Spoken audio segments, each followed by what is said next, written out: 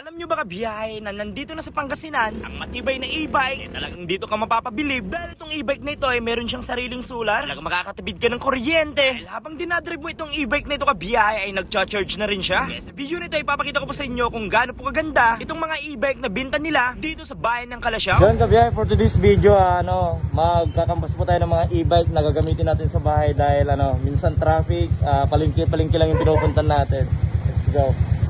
For today's video mga kabiyahe, pupunta po tayo ngayon ng Junction Kalasyaw. Dahil nabalitaan ko na nandito na po sa Kalasyaw, Pangasinan, e-bike na matibay. Dahil ito ay ginagamitan po ng solar, pwede ka din po mag-charge sa kuryente. Alam nyo ba itong e-bike na bibilin po natin ngayon? Alalayan mo yan, meron ng sariling radyo. Yung kanyang susiyan naman kabiyahe, alam nyo ba yung parang sa mamahaling mga hotel na tinatapat mo lang po yung card? Meron rin po itong sariling electric fan. Nakagaan naman ni Bella. Ang e-bike nito kabiyahe ay kasya po dito ang 6 na tao. May makapal pang tarapal. Talagang kapag ikaw yung nagdadrive dito kabiyahe, mag-i-enjoy ka. Dahil itong e-bike nito ay merong napakalaking solar sa ibabaw. Pwede niya nang paganahin ang electric fan. Pwede niya rin paganahin yung radyo. At ang kinagandahan dito kabiyahe ay merong pang wiper. Ito naman po yung sasakyan sa likod. Talagang safety din po yung mga sasakay dito dahil meron na rin pong hawakan. Yung e-bike nito ay talagang sinigurado po nila yung mga hawakan. Safety po yung mga sasakay dito. At kapag bibili ka ng isang e-bike dito kabiyahe, meron ka na pong libreng bike. Diba maagang pamasko to kabiyahe para sa kanilang mga customer. Iba't ibang mga 4 wheels na e-bike yung kanilang mga binibinta dito. Ay yung pasyalan to kabiyahe. Dahil nandito lamang po sila sa Nalsyan Kalasyaw. Malapit lamang po sa may Mercury Drug at TGP. Sobrang lapit lang din po ito sa McDo Kalasyaw. Itong mga e-bike na nakikita nyo ngayon kabiyahe, talagang napakamura at abot kaya yung presyo. Papakita ko po sa inyo kung magkano po yung halaga ng mga e-bike na ito. Dahil kapag bumili ka ng isang e-bike dito, ay talagang may libre kang isang bike. Dito lang ako bumili kabiyahe dahil yung nilagay po nila dito sa mga kagamitan ng mga e-bike na itong binibinta nila ay talagang matitibay. Yung mga ilaw sa taas na talagang sobrang liwanag sa gabi. At itong mga nakakabit naman sa ilalim niya ay talagang panggamit ng mga sasakyan. Ay hindi po basta-basta ibibigay. Sinisigurado din po nila yung safety ng mga pasahero na sasakay dito. Naman kaluwag yung kanyang likod. O di ba 6 na tao na yung pwede niyang isakay at talagang magugustuhan pa. At para ka lang din naka 4 wheels talaga dahil ito ay mayroong nakakabit dito na camera kapag atras ka para makikita mo yung atrasan mo. Ito naman po yung kanilang battery. Inalis na rin po nila yan. Itong video nito ay pinapakita po nila. Kahit hindi po nakasaksak yung battery kabiyahe, talagang gagana pa. Dahil meron po itong sariling solar na nakakabit dito sa e-bike na ito. Yun o, napapagana niya na rin yung electric fan. Sinubukan na rin nila sa radyo. Sinubukan na rin po nila sa mga ilaw ay talagang napakalakas.